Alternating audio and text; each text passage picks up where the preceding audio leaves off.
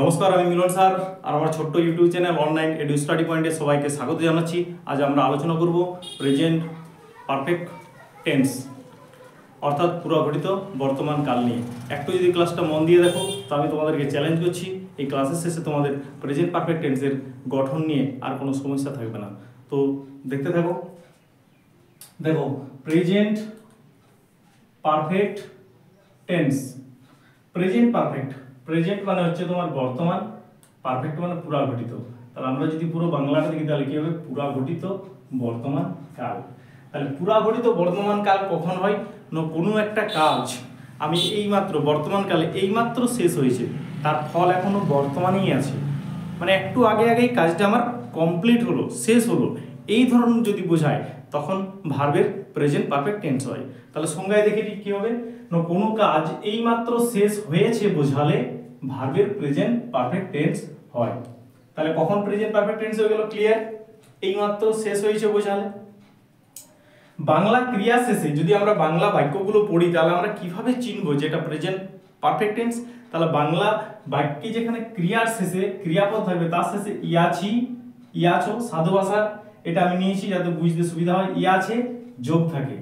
আর যদি সম্মানীয় ব্যক্তি হয় তাহলে ইয়াছেন যোগ থাকে। এরপরে আমি গঠনটাকে তিন ভাগ করেছি, একটা হ্যাঁ বাচক, একটা না বাচক, একটা প্রশ্নবাচক। একটা একটা দেখো, একটু সময় নিয়ে দেখো, পারো তো পেন নিয়ে খাতা পেন নিয়ে লিখে নিও আর কি। দেখো প্রথমে সাবজেক্ট, সাবজেক্টের পরে হ্যাভ বা হ্যাজ, এই দুটোর মধ্যে একটা বসবে অ্যাকর্ডিং টু দা সাবজেক্ট। তোমরা জানো কোথায় কার পরে হ্যাভ বসে আর কার পরে হ্যাজ বসে। যদি অসুবিধা থাকে তো আমার ভিডিওগুলো স্ক্রল ডাউন করে দেখে নিতে পারো, হ্যাভেজের ক্লাস দেওয়াই আছে আর কি। প্লাস ভার্বের থার্ড ফর্ম, ভার্বের third form past participle form বসবে, তারপরে অবজেক্ট। না বাচকে কি করব? প্রথমে সাবজেক্ট, তারপরে হ্যাভেজের পরে একটা নট বসছে, এখানে জাস্ট শুধু এক্সট্রা যোগ হচ্ছে হ্যাভেজের পরে নট, তারপরে ভিতরি প্লাস অবজেক্ট সেম আছে।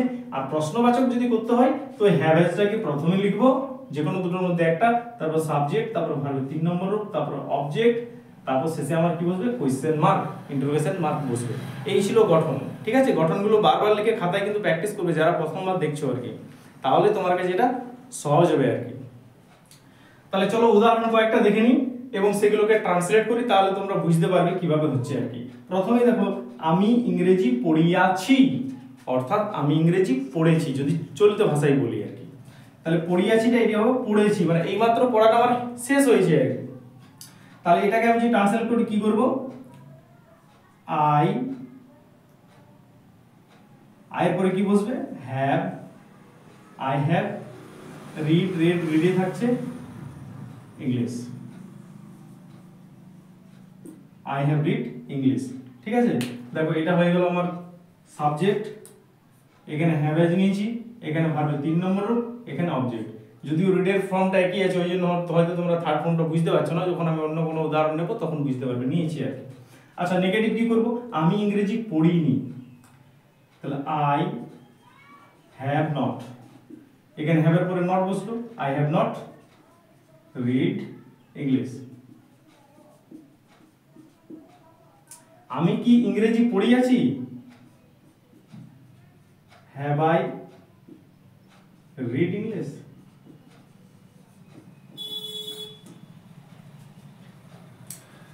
এরপর দেখো সাবজেক্ট আমি চেঞ্জ করছি, সে ইংরেজি পড়িয়াছে, মানে সে ইংরেজি পড়েছে, তাহলে সের জন্য আমরা কি নেব?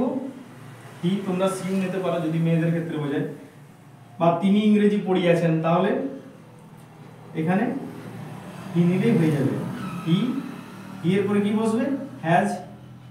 তোমরা জানো থার্ড পারসন সিঙ্গুলার নম্বর হলে হ্যাজ বসে, হি হ্যাজ রিড ইংলিশ। সে ইংরেজি পড়েনি, তাহলে এটা কি হবে? He has not read English, যেমন আছে সেরকমই।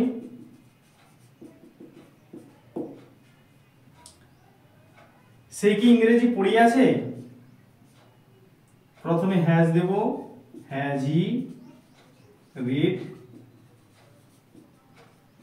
English, question mark. ভিডিওটা দেখতে তোমাদের কেমন লাগছে, ক্লাসটা বুঝতে পারছো কিনা আমাকে কমেন্টে জানাবে। ভালো লাগলে একটা লাইক দেবে এবং বন্ধুদের মধ্যে শেয়ার করে দেবে, এরকম যারা দুর্বল আছে তারাও যাতে শেখার সুযোগটা পায়।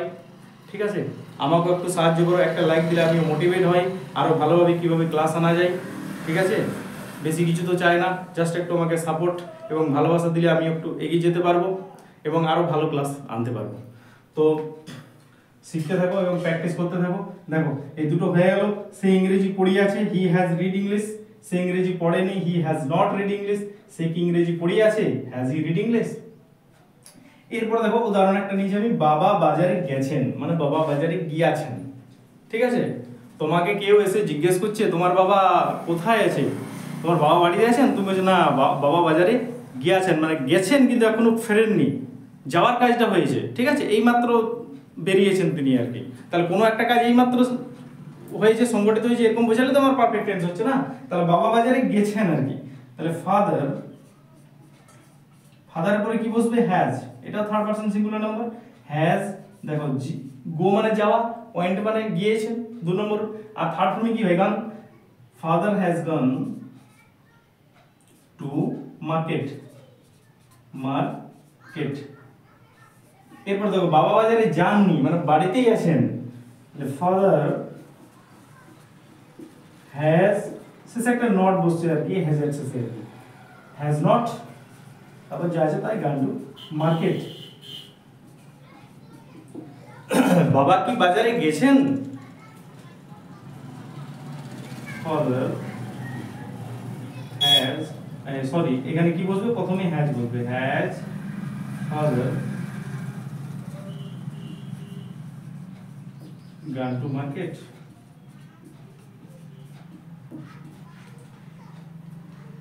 তাহলে আরেকবার বলে দিই, প্রেজেন্ট পারফেক্ট টেন্স পুরাবর্তিত বর্তমান কাল কোনো একটা কাজ এইমাত্র শেষ হয়েছে বোঝালে প্রেজেন্ট পারফেক্ট হয়। বাংলা ক্রিয়া শেষে ইয়াছ হইয়াছে যোগ থাকে, হ্যাবাচক হচ্ছে সাবজেক্ট প্লাস হ্যাভেজের মধ্যে একটা, ভি3 প্লাস অবজেক্ট। নেগেটিভ শুধু হ্যাজের পরে নট আসছে, হ্যাভেজের পরে প্রশ্ন করার সময় শুধু হ্যাভেজটা আমি প্রথমে লিখছি। এইভাবে হচ্ছে আর কি, কঠিন কিছুই না। উদাহরণগুলো গঠনগুলো বারবার খাতায় লিখে প্র্যাকটিস করবে, তাহলেই শিখতে পারবে আর কি। ক্লাসটা শেষ পর্যন্ত দেখার জন্য থ্যাংক ইউ সো মাচ। আবার একটা নতুন ক্লাসে দেখা হবে। আর যদি প্রথমবার ভিডিওটা দেখছো ইউটিউব থেকে দেখলে প্লিজ আমার চ্যানেলটা সাবস্ক্রাইব করে রাখো, কারণ এরকম ক্লাস যখনই নিয়ে আসবো সবার আগে তোমাদের কাছে পৌঁছাবে। এবং ইনস্টাগ্রাম ফেসবুক থেকে দেখলে আমাকে ফলো করে রাখো। Thank you so much.